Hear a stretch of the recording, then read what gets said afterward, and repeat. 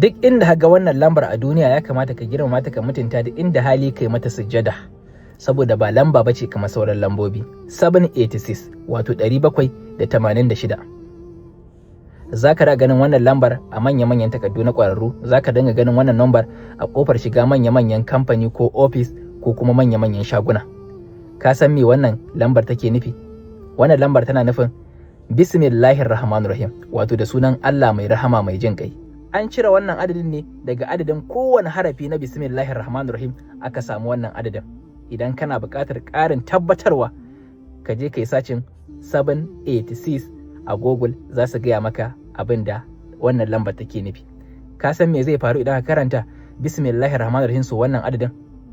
Ƙofofin arzikinka ne za su buɗe ta ko ina, gabas da yamma, kudu da arewa, sama da ƙasa. Albarkacin annabi da alƙur'ani. Ka yi lakin, ka yi comment da sallallahu alaihi wasallam, ka yi sharing, ka je ka jarraba sirrin. Allah ya bar mu da san manzon Allah sallallahu alaihi wasallam.